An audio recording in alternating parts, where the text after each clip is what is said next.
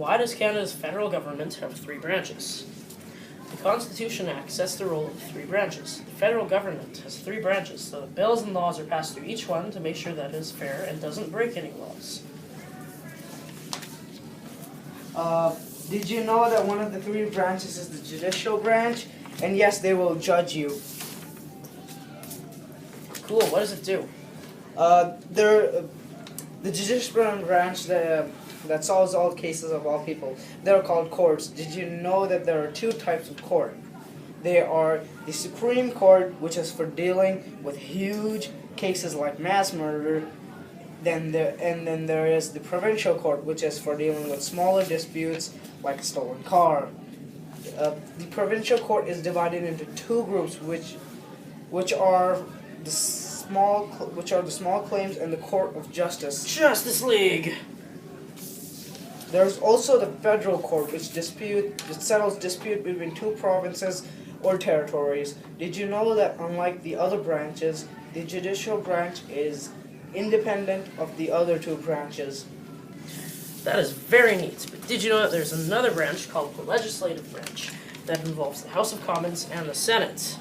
Really? What happens in that branch? Well, the House of Commons is made up of elected representatives that debate or vote on bills and laws. The House of Commons is elected by the public.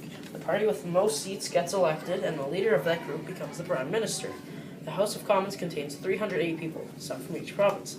The House of Commons has MPs that represent what they believe is right in the House of Commons. There is also the Senate that is made up of senators. Senators are people from all over Canada that have different backgrounds, like doctors, teachers, hockey players, or lawyers.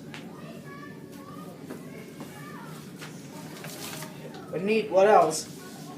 The Senate is appointed to make sure that the House of Commons isn't doing anything illegal. There are usually 105 members of the Senate. To be a senator, you need to be a Canadian, be at least 30 years old, own a property in your province or territory that you will represent as senator.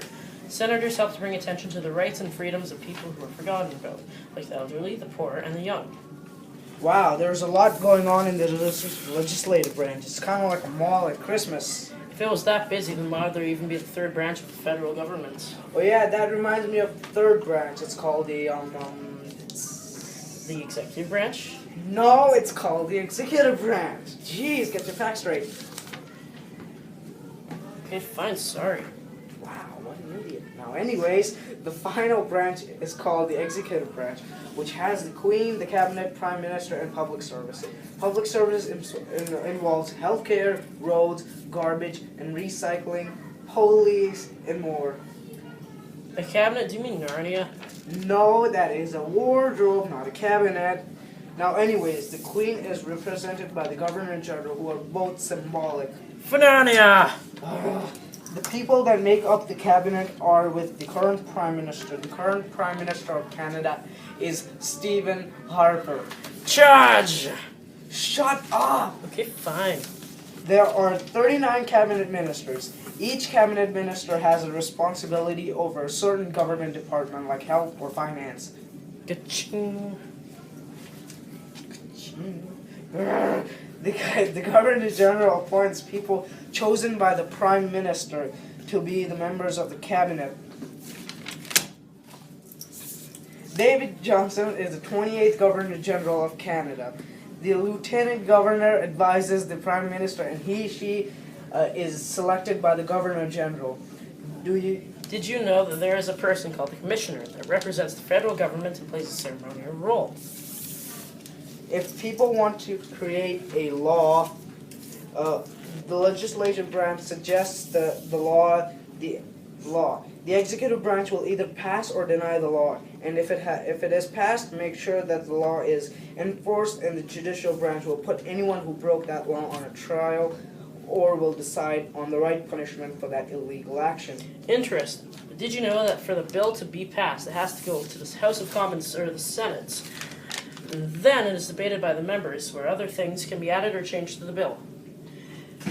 And eventually it can make it to where all three branches, the Crown, which is the King or Queen, and the House of Commons and Senate together to make any final decisions on that bill, and if it is passed by all of them, will become law.